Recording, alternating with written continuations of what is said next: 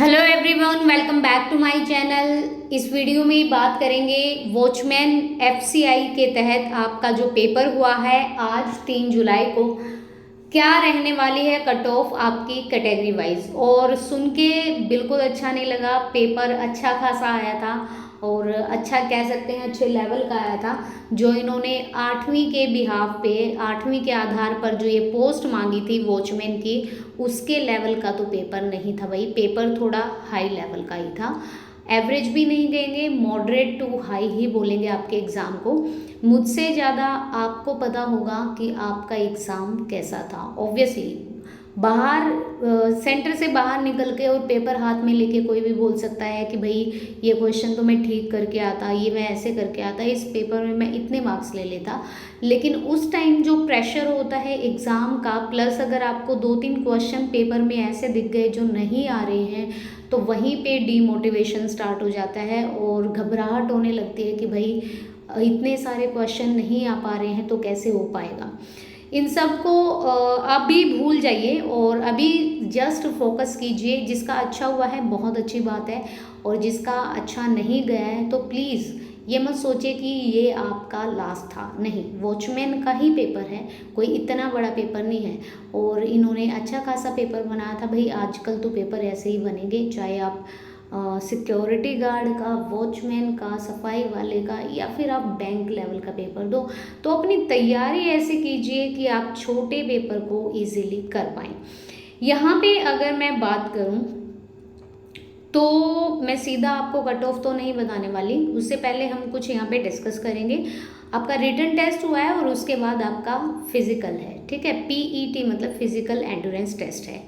1/3 रहेगा यहाँ पे आपका रेशो कि 3 गुना कैंडिडेट को यहाँ पे बुलाया जाएगा, ऐसा आपके नोटिफिकेशन में लिखा हुआ था।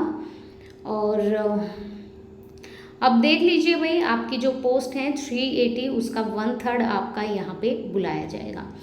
बात करते हैं आपके एग्ज़ाम की, तो यहाँ पे देखिए आपके 120 मार्क्स का पेपर था, 120 क्वेश्चन थे, 90 मिनट मिली थी, 1.5 आवर आपको मिला था यहाँ पे, जिसमें आपकी नेगेटिव मार्किंग नहीं थी। ये एक अच्छी चीज़ है, नेगेटिव मार्किंग नहीं थी तो मतलब अगर कोई क्वेश्चन गलत भी हो जाता है तो वो डिटेक्शन नहीं होगा, आपके मार्क्स नहीं कटेंगे।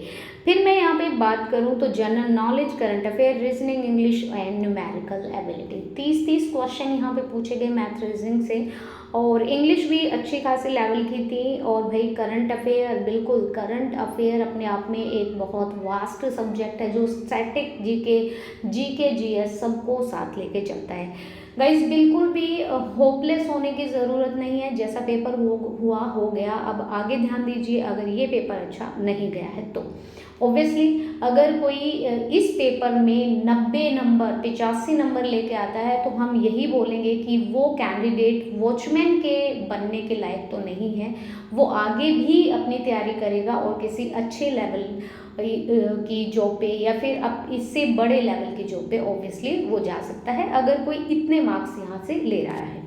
जर्नल की अगर मैं बात करूं, और मेरे को एक चीज़ और यहाँ से पता चली कि इवनिंग शिफ्ट में एग्ज़ाम जो हमारी ओएमआर शीट है और जो हमारे एडमिट कार्ड भी उन्होंने रख लिया। क्या ही करेंगे वो आपके एडमिट कार्ड के साथ, हमें नहीं पता। ये चीज़ गलत है, एडमिट कार्ड आपको देना चाहिए था उनको, क्योंकि भाई आप क्या लेके जाओगे फिर at the time of DV या at the time of PET. जो भी आपका एप्लीकेशन फॉर्म, जो एडमिट कार्ड है वो भी रख लिया है, आपकी ओएमआर शीट की वो भी रख लिया ओएमआर शीट भी, और आपका क्वेश्चन पेपर भी। तो भाई बच्चा कैसे यहाँ पे अपने आप को, अगर आंसर की आती है 1 हफ्ता 10 दिन में, तो कैसे आप मैचअप कर पाओगे, इतने क्वेश्चंस को याद रख पाओगे।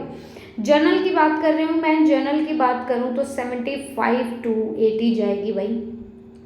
ओबीसी जनरल में फ्लक्चुएशन देखने को मिल सकता है। मैं 75 तो नहीं, यहाँ पे 78 to 80 लिख देती हूँ, ठीक है। थोड़ा सा फ्लक्चुएशन, इससे कम ऊपर हो सकता है 1-2 नंबर।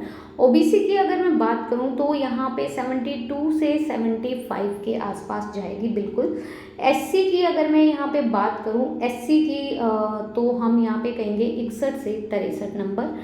और एसटी की अगर यहाँ पे बात करें, एसटी की मैंने ये हरियाणा जॉब से लिया भाई, एसटी की अगर मैं यहाँ से बात करूँ तो एसटी की यहाँ पे जाने वाली है 63 से 65।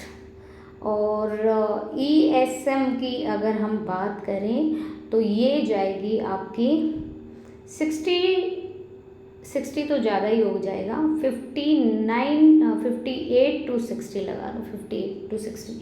पीडब्ल्यूडी की मैं अगर बात करती हूँ, जो हमारे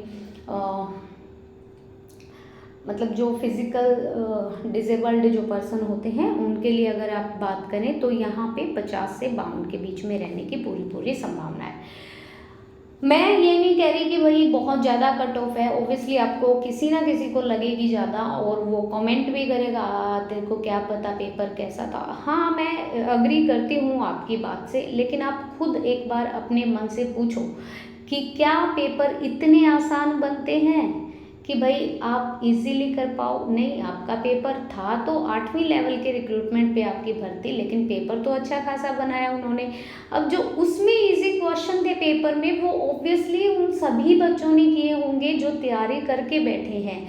फ़र्क क्या है, जो मान लो एसएससी सीएचएसएल का भी अभी एग्ज़ाम हुआ था, DSSB के भी एग्ज़ाम हुए थे, अभी MTS के भी चल रहे हैं, तो भाई ऑब्वियसली बच्चा ये तो नहीं है कि भाई एक पेपर भरा है उसी की तैयारी में लगा हुआ है, वो एक कंबाइंड तैयारी, जनरल तैयारी करके चलता है।